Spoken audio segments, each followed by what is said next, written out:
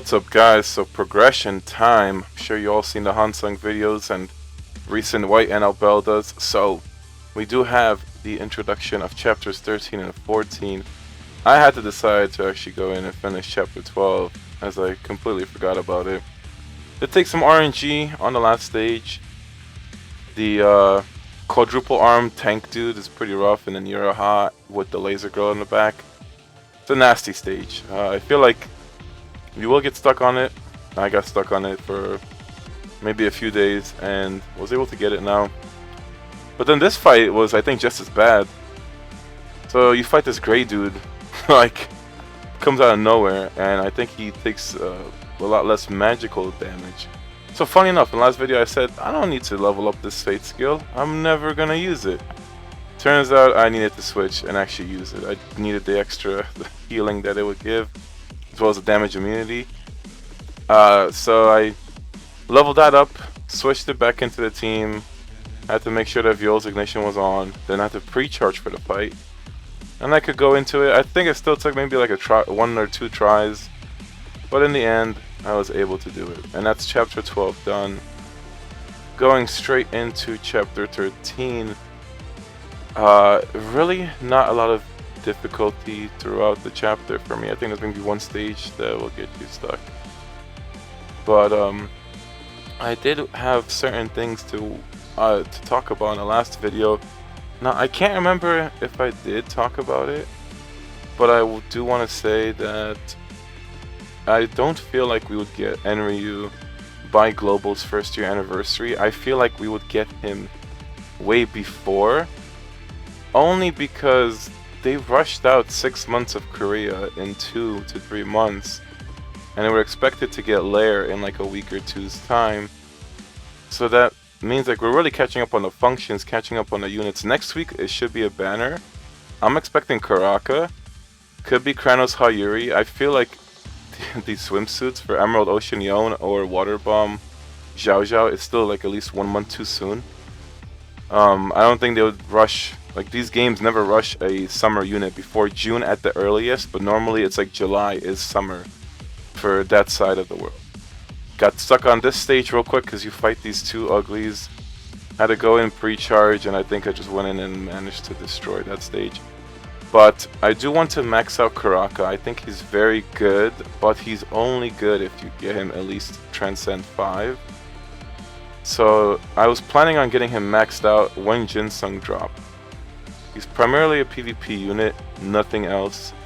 I don't even care about PvP, but I think Karaka just looks cool, and I think his kit is very good. So I have high expectations of using him.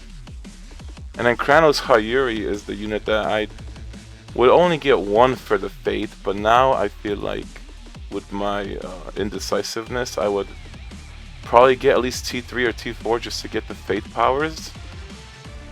She is supposed to be a permanent unit later on, and she really has no place in the game, so you should probably not pull for her at all.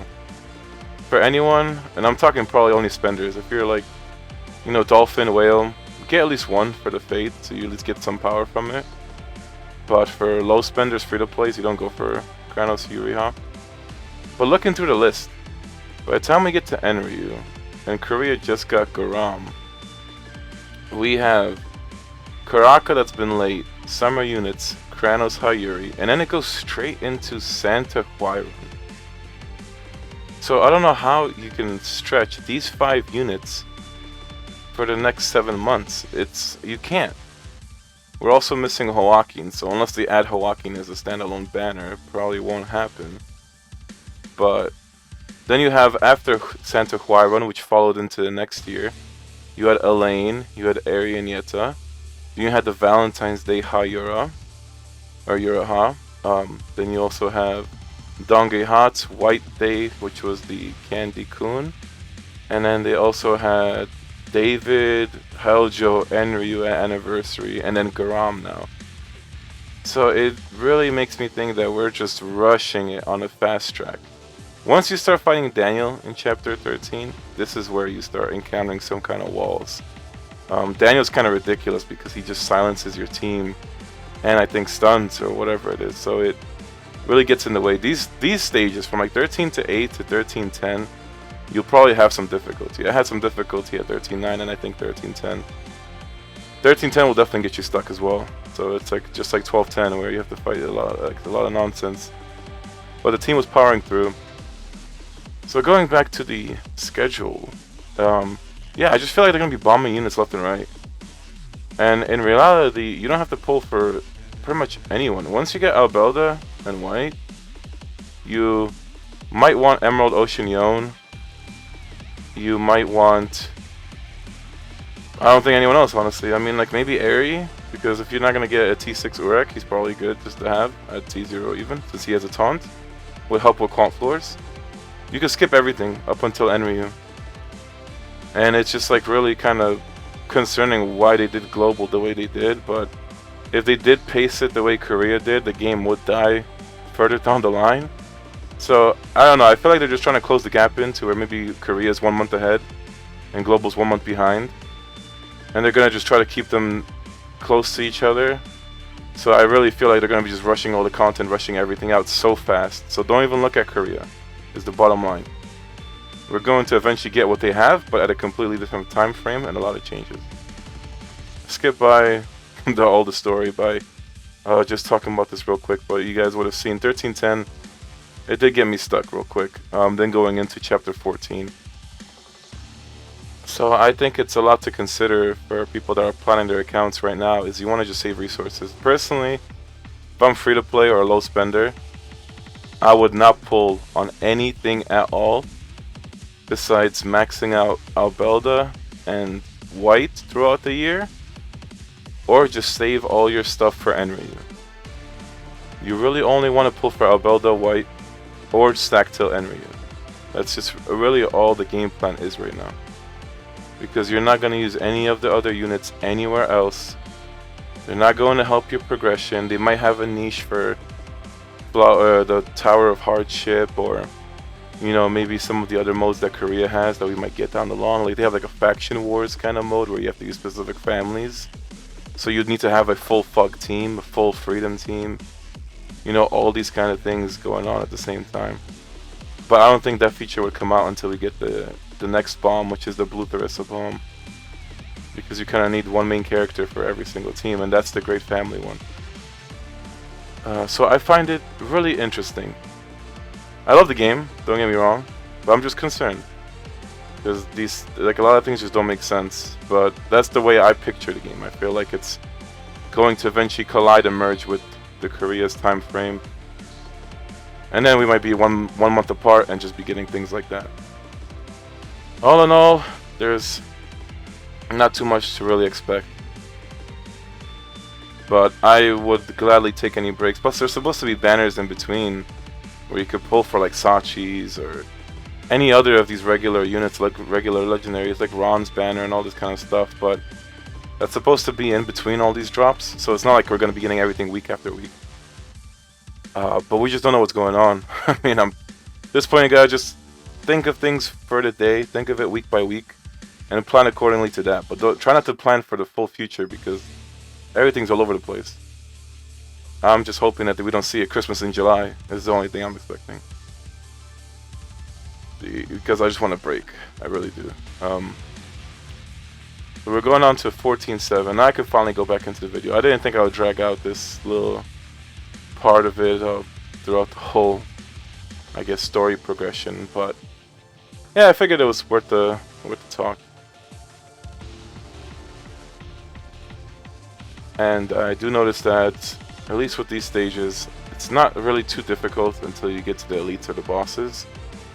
And there's just a lot of accuracy checks, because the chapter 13 and 14 is really high level. But here is a crazy surprise. So we get up to this stage, 14.8, White Devil. And it's crazy because this is where our release went. We were supposed to get Hoaqin with either White or Albelda, and he's right here in this chapter. So yeah, we don't know where he's at, but you're gonna see him real close. So I find it funny that he's in the actual story. So he's someone that should be getting released too. I mean, if he's already in the game and you're fighting against him, right there you see him. So he is the best like PvE tank in the game, even over legendaries currently, as far as I know. So whales and free-to-plays will want him T6. Then he's in the story part. So I don't know if that's something that should be coming out soon. It's already late too. So there's the Karaka. But we're going into tower now. I got stuck on 14-8. I couldn't push past it. So I set this team up, and I was going to just straight up have this kind of indestructible Tower of Trial set up, power through. Now, I will say that this tower is pretty ridiculous without Uraha. Just that extra CC is really needed, even if you have White and Abelda, but you don't have Uraha's like CC or some kind of CC like that. Hers is just really one of a kind. But you will struggle on 254, which was just that stage that you saw right there where White ended up soloing. 254 is the first wall if you don't have Uraha T6. Only because you really need that CC. There is a way to beat 254.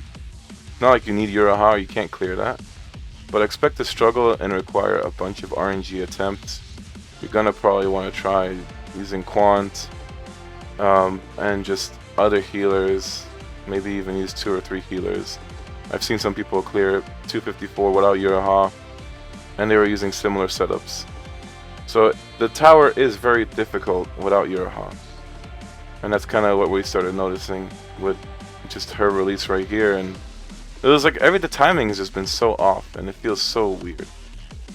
But going into all these tower trials, you're gonna see this too. There's no edits in between the fights. I only cut out all the cutscenes. Or not cutscenes, all the loading screens. We're not a AAA game. Every loading screen that you would see from going to the next tower and after, you're gonna see it all cut out because I didn't want it to mess up with the flow, and it just takes up unnecessary time for you guys to see the loading screen. It does take a while on emulator. And I know I might have missed some in the story, but there's just so many clips for me to go through. I always go through at least 10 to 15 recordings of like 30 minutes at a time to get a single video out for you guys. But you're gonna see here, I did not struggle one bit. Now, I don't consider this the first stage where I struggled on, so I slowed it down so you could see. I just feel like I had insanely bad luck. You can see my accuracy, like I'm failing the accuracy with the very low hits and the misses. But I just had like insanely bad RNG, which is like hilarious to me because look at their HPs. I don't know if Quant was, I think Quant was still alive. He just went off screen, but like everyone had so low HP, and it's always the Quant stages. They're always gonna give you trouble. So I just went back in and retried it with the same setup, and I cleared it this time. Only Viol died, so I don't count that as my first encounter to where I'm like, okay. It's like it was difficult. No, it was just really bad. It was like terrible RNG at that point, I feel like. So progressing through it, this is, I feel like, the best Tower of Trial climbing team you can use. I feel like you can climb every single thing with this team with enough power. And I will say that you could probably switch Varagov's skill for Hoaqin or whatever else, just because I don't use it because I don't need it. I like to have the extra defense, but eventually I do start switching setups around. So it wasn't until I think 276 I started noticing it would get progressively more difficult. But it wasn't until the late 280s where I had to actually start adjusting teams. And I did notice that the stages with the Verdi, like Octopus, were really just obnoxious just because you needed so much. You need a tank. It's like that thing had so much HP and I have shields on top of that. But this is why I'm also glad I went for Jinsung. At the time when Jinsung came out, a lot of people were saying not to get him because Hoaqin is supposed to come out really soon and he's not worth the investment at T6, but I figured they're not going to make people pull into Jinsung, T6 him, and then have a purple come right out and then power creep him right away. And that also seems why probably Hoaqin is delayed right now, just because they're wanting to get people to have some more value from Jinsung before you drop Hoaqin. And I think that's the real reason why he's delayed. Because imagine if you wailed on a T6 Jinsung and then the purple came out. and he was just as good, if not a better tank for PvP. You'd end up feeling pretty bad about yourself. So I think that's the real reason why they actually did that. At least my theory, you know. This is just what I think. Laser growth stages are horrible. Quant stages are horrible. Yone stages are horrible. There's so many like nasty things in Tower of Trial. But we're getting up to the point where it started becoming a hurdle. It felt like I was just blowing by, and the thing I didn't even notice either was that you're getting about 1 million gold per stage. So as I was saying in the previous video, like, wow, I spent so much gold on Shinsu and reinforcement, and I should have probably leveled up skills. Well, it's every time I was clearing the stages, I was ending up getting 1 million per stage. So with 50 stages, I end up getting over 50 mil. I ended up being pretty good and on a short notice. So here is when I first failed, and it actually took RNG. So 286. Had to switch out for Hoaqin because, yeah, I just needed the CC. It was just, and it's great that they gave him out this week, because people that don't have him, you're gonna be able to clear stages a lot easier with Hoaqin. And from here on out, it was just starting to be some of an RNG fest. Stages weren't really a walk in the park anymore. You got Auric stages too that are just bad, especially when they have Quant in them. So this one I don't think was too difficult. Then we're up to 290. So you have cracked out betas, and it really is, at the end of the day, it's just all you need is White. That's really all you need. You're going to see throughout the video that there's a lot of clutches from both of them. This stage was ridiculous though, because like you see that, like I was just missing hits at the end. Like White just couldn't get the accuracy check on that stage. But one more retry, since the game that close, ended up working out. Had to switch team for 292. So I think I went back to Uraha and managed to get that done. We go into 293. Still quite difficult stages. I really feel like this tower was really easy up until 286 for me. But it really depends on your progression in your account, because it's not easy for everyone. But for me, I didn't really struggle too much. Now 295 is where I changed my mind, so I slowed down the next 5. 295 took a lot. I think it took me a solid 30 minutes of reattempts, and I did just keep using the same team, because I don't think I had anything else that would work. It's crazy to see when you have the perfect RNG. So I switched Varagov's Fate skill to be the second one. So I would get the Fug defense on my 3 units. But you just see here how much perfect RNG, like when RNG goes your way, it is such a life changer. So we cleared that. 295 was probably the hardest stage I had to deal with until, I'd say, probably 300. And this one was just because you had Evan, Ron, and Yone. Like, that's such a toxic setup for it. This white-haired stage wasn't really too bad for me. I think I only took 2 retries to get through it. But it does have Bong Bong, which is going to just target your backline eventually. And then she's also going to be having Uriha and white-haired for the healer. So it did get close, but managed to pull through with that stage.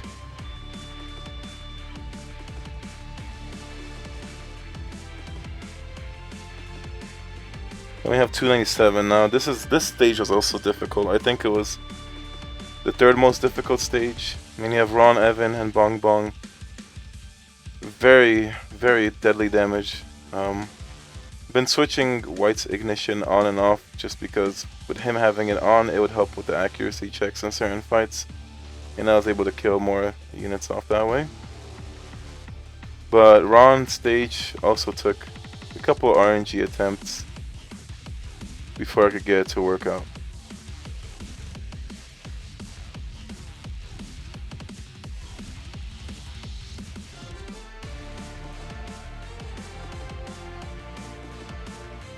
Now we go into 298. So you had Octopus, Reflejo, Ginseng, Viol. These are stacked stages, and we're still not at the point where you're going to be seeing White and Albelda in tower. There's still not even Uraha, I think, in the towers yet either. So if anything, the 350 update would probably have Uraha, and then maybe after that we start seeing the others. But this stage wasn't too bad. I don't think I got hung up on it. I know it was the 299 that was some little annoyance with it. So it's the Hansung stage. Had to switch things around, and yeah, the Angel Girl I feel like was the thing that was kind of catching me off guard. Can't remember what she did, but I noticed that I had her from story progression to this. Managed to RNG it though. Hansung coming in clutch. Every time I had to put him in, it was just working out. I was really trying to push to the same team, and that pet is also the one you want to use. Pretty much going to be using Zagena in every single progression mode, unless you're doing Administrator. And then we get to 300. Now this stage was horrible. So from looking at everyone else's clears, they all used Uriha. And it's good to finally have her 6-star and be able to use her too, but this took so much RNG. Like, I must have ran it for 30 minutes to 45 to maybe even an hour for this perfect RNG to line up. And I'm telling you, this was perfect RNG because a regular attempt looked like your whole team was dead and that you didn't even have a chance of clearing. Then I finally got to the clear attempt where I only ended up losing the Uriha, and I was able to clear everyone else off. So it's really all about the RNG. But that gives 300 cleared. Thank God, honestly. Because I was just hoping to clear 300. When I was getting that close, at first I didn't think I could do it. But when I was getting to 295, and especially 299, I was like, I cannot stop it at 299. So I'd say that the 50 levels between 250 to 300 were a pretty fair challenge. At least in the last 10 stages or so. But yeah, going for that RNG and 300 will make you hate yourself because it's all an accuracy check.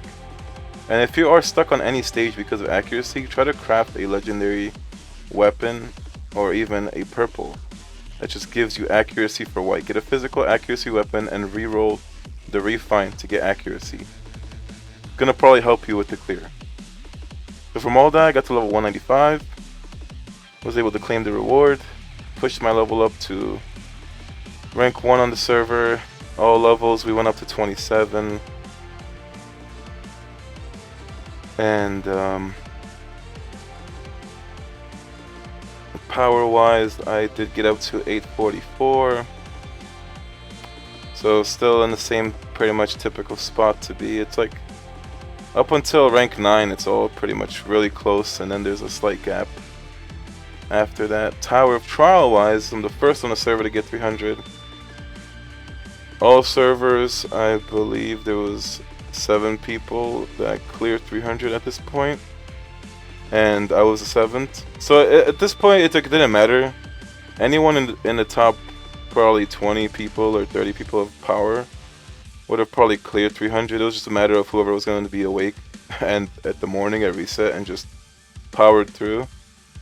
I was early in the morning, but like that was still I think 6 or 7 hours after reset. So I'm pretty sure if I woke up at reset or anyone else in the entire rankings, they could have also gotten 300 first. It was just a matter of how much dedication you had. Realized I was close to level 196, so I got the rest of the clears from Rice Paw. With the towers, I was able to get the tier 3 Transcension for the Wild Sword, and I did do administrator testing, so it resulted in me actually finding out that it finally beats the purple.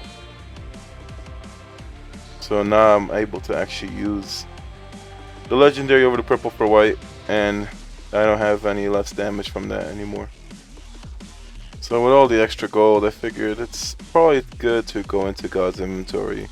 I just wanted to get level 10 for Wing Tree, as that's the last one to catch up on. And at level 10 for the collection effect, you start getting attack speed, which is really good. So I would say to push all your God's inventory to level 5. After you have all of them level 5, you want to start getting all of them to level 10. Then after you get them all level 10, you can pick whichever units you use the most for. I'm slowly trying to improve Great Family as much as Thorn, just because if I learned anything from Tower of Trial is that I had to bring out Yone, or even for story I had to start bringing out Yone, which was my previous carry before White. Now I had to actually realize that I also had to upgrade my skills, so I wanted to get the first skill for White level 20, since that's all his damage. It's the most important thing to max. I'm going to eventually max all his skills to 20, but definitely get the first skill 20 whenever you can. Tested it into admin, and it gave me a just pure 10 million damage boost, all from just having that, and I think the weapon transcension. So I just retried one more time, and I was able to get 110k. Or 110 mil, not 110k. So I got that reward. I don't think I could push it at that point anymore. It just would have been too much. So with that upgrade out the way, figured maybe I should try to get everyone's skill books up. I still had a good amount of gold. I wanted to get his passive to 20%, as it's the, or to level 20, as it's the only thing that will pretty much improve his skill 1 damage still. This is going to improve all of his damage from the passive. So I start going around, checking through my inventory, going through book craftings, all that sort of good stuff.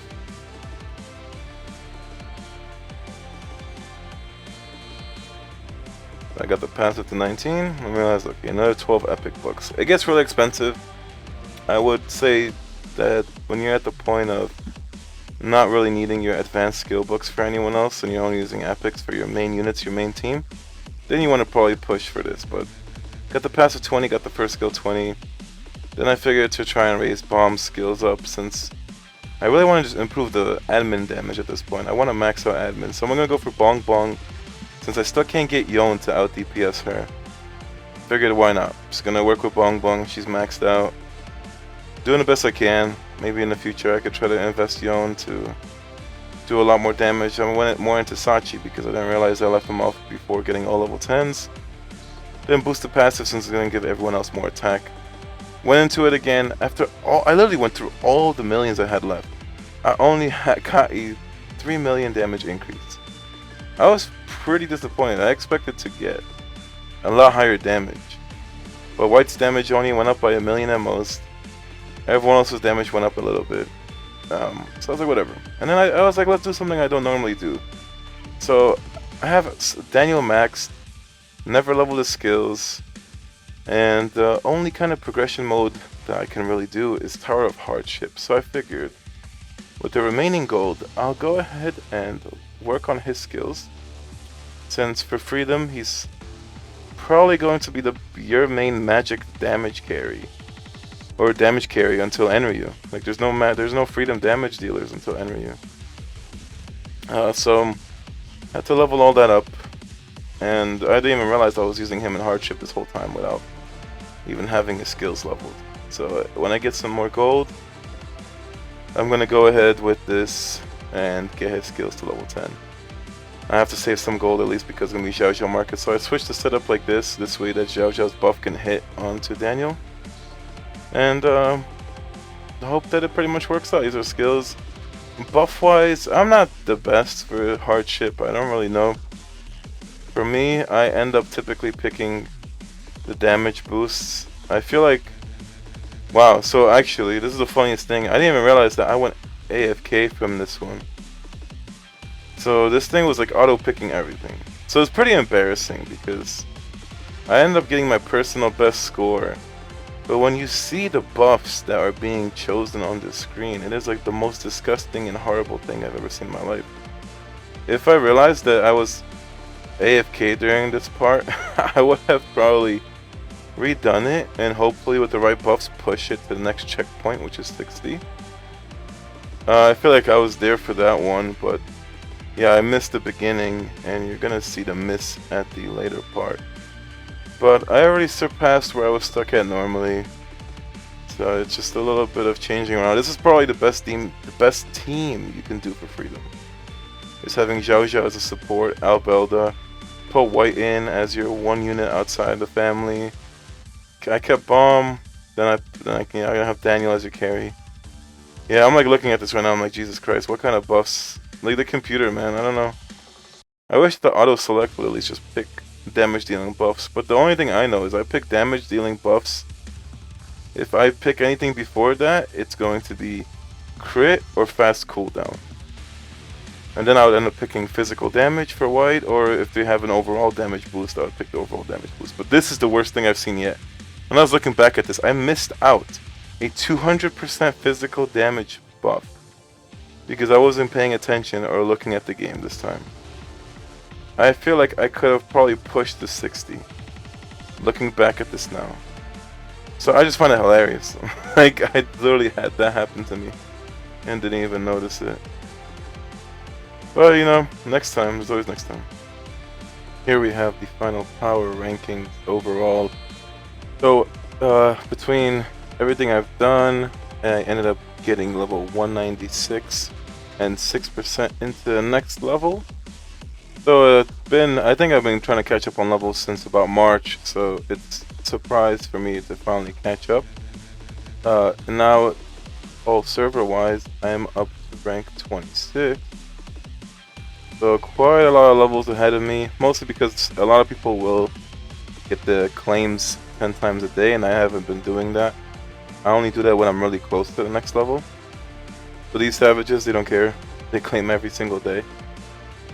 Going to the power, we have 847k as the current max. Not too far off from 900,000, but it would take quite a lot for me to get there. Take more fates, more skills, a level, and maybe purple pets or whatever. Definitely more God's inventory. Like, there's a bunch of things I can list that would take me there, but I think it's gonna be a slow crawl now. Server-wise, I'm top 10. Oh, not server-wise. Server-wise, I'm number 1, but across all servers, I'm top 10. I guess I was number 9 at one point, but I just got overtook. Can't really raise any more power right now, and we're all pretty close in these 4 or 5 ranking spots right now, so pretty crazy to see now, but still nothing compared to 912k. Power-wise, managed to be the first one on my server to clear 300, and I am also the number 7th to clear it across all servers. Currently, we have one more person close to 300, but no one else after that is there just yet. You give it a few more days and it's gonna probably fill up as far as the slots go. Yeah, it just did seem like if you don't have your AHA max T6, it's like ridiculously difficult to clear tower, let alone if you don't have any kind of EX gauge increase. Family level wise, this is the rankings, and this is family power ranking. Now, I didn't realize this until literally the day after, but I forgot I had the legendary armor selection chest from the packs the week before. And it made me realize, wow, I could have just saved the golden materials and picked the Fug chest instead of crafting it on my Thursday video. I wonder if anyone caught on to it or noticed it. I personally didn't even notice it. I didn't even notice the chest. Like, I was so caught up in everything else overwhelmed. I feel like it's not too bad, because I can always use it for something later down the line, like Tower Climber. They have the same boosts for chest and boots, and that would buff Sachi and Bomb. But it's still kind of funny. And then we have the King's Order. Now, I don't get this, so today we did get the first place rewards for King's Order. So you get the really cool, I think the family, like, what is it, the profile ring looks so sick, and then you get the Jihad trophy.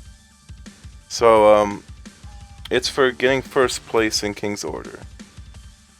I don't know, is it like for the phase? I don't get how it works. I didn't look into the stipulations, but I was looking for the mainframe, realized probably goes in the mail. I checked the mail, and there we have it. So it just says King's Order Family Season Rewards. No, nothing behind it or whatever. It said it was a phase reward, stage reward, whatever kind of reward. I'm not complaining.